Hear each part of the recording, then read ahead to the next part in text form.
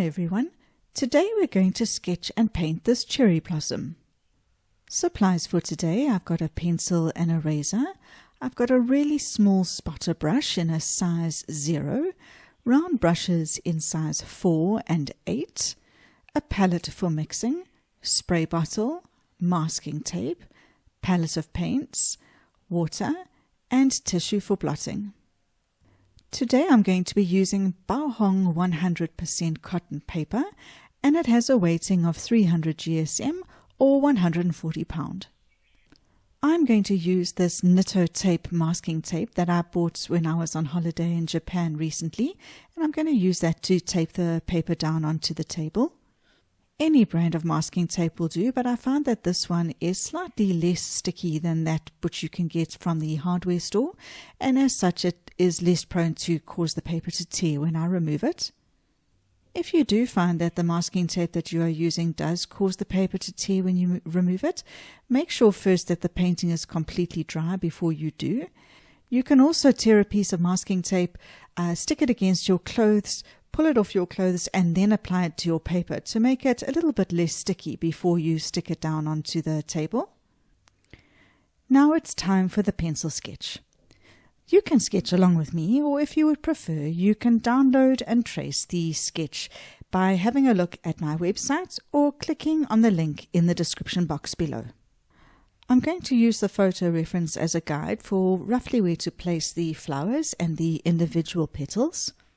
But some of the petals I won't make the same shape, and I also want to include a bud along the stalk as well.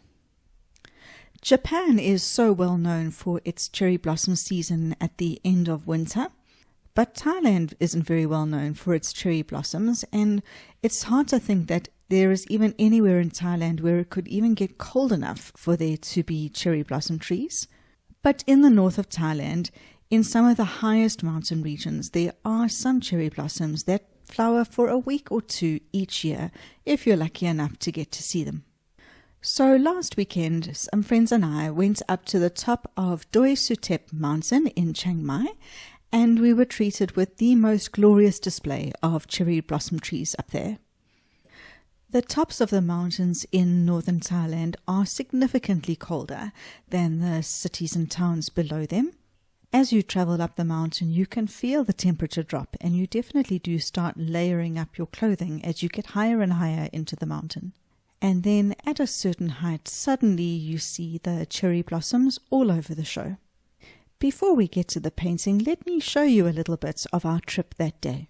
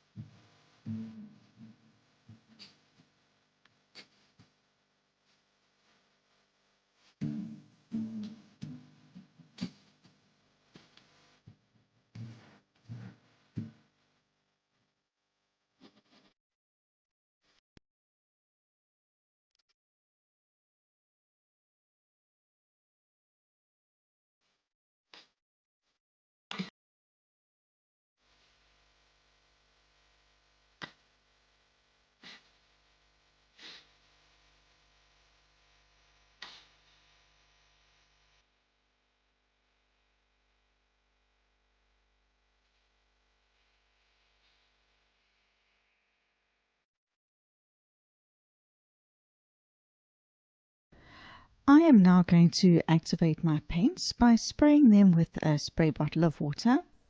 This softens up the paints in the pans and makes them ready to use.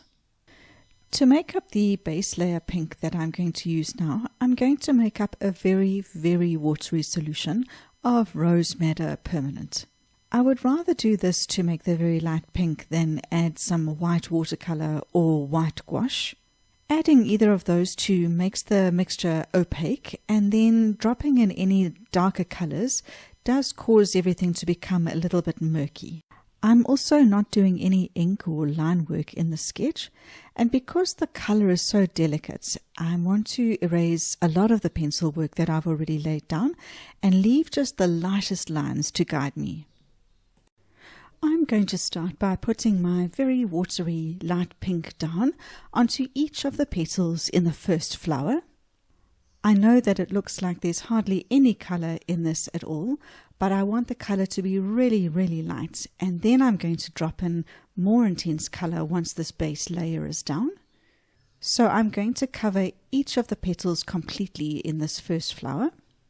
Now I'm going to work wet and wet, and whilst that first base layer of the very light Rose Madder Permanent is still glistening wet on the page, I'm going to mix up a thicker consistency of the same color and drop that in at the center of the flower on each petal. I'm going to repeat the process with the other two flowers now, and also with the little bud. You will see that sometimes on the petals I'm leaving a little area of white here and there, and that is to create a highlight on each of the petals.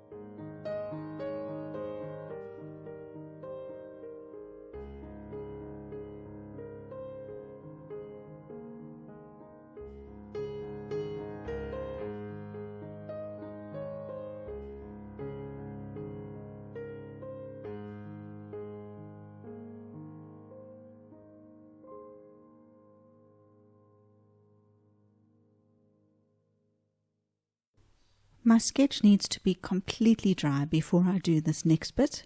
I don't want there to be any chance that my colors are going to bleed. I'm looking for crisp straight lines here as I do the lines on the petals. I'm using my very small size 0 brush here so that I can get the thinnest lines possible. If you don't have a brush that's as small as this, you can use the very tip of any brush that you've got, just working very lightly to keep the lines as thin as you possibly can. As I put the lines down, I'm also trying to follow the contour of the outside of the petal to get the shape of the curve of each of the lines that I'm putting down.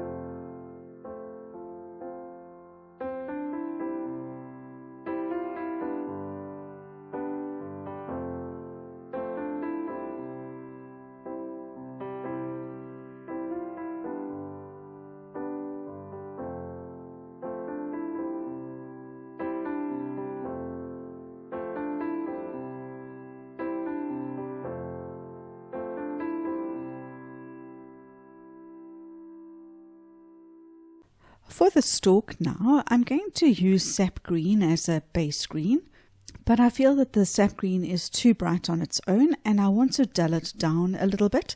So I'm going to add some of the Rose Madder Permanent to the green. That will knock back the green a little bit and make the two colors a little bit more compatible with each other. I'm using the size 4 brush now, and I'm going to put this color down on the stem and on the leaf. I'm going to get that color down in the same consistency throughout all of the areas that I can see in green. I'll also add a little bit to the base of the bud as well. Once I've got an initial layer down, I will then go in with the paint that is now slightly drier in the palette, so therefore a little bit thicker consistency, and add that in places around the leaf and on the left hand side of the stem to try and get a bit of texture and shadow effect. In this well, I have mixed up a very thick consistency mix of the Rose Madder Permanent. I'm going back to my size 0 brush, and with this I'm going to paint the stamen in the center of each of the flowers. I want this to be quite dark and don't want it to dry any lighter, so that's why I've made the mix of the paint so thick in the palette. And I'm going to use the photo to guide me here to get the basic orientation of the stamen in each of the flowers, to get the angles of each of them correct.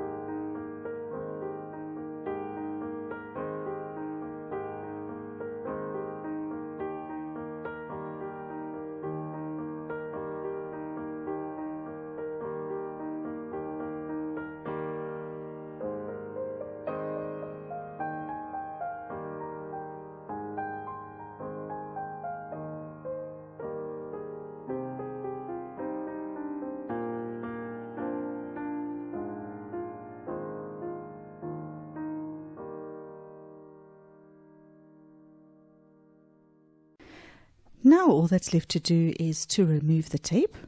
You can see that I'm folding the tape back at 180 degrees to itself and then rolling it off the page slowly. I find this method gives the least risk to tearing the paper. And there's the final product. Thank you for joining me today. Please hit the like button if you enjoyed the video. Until next time, bye for now.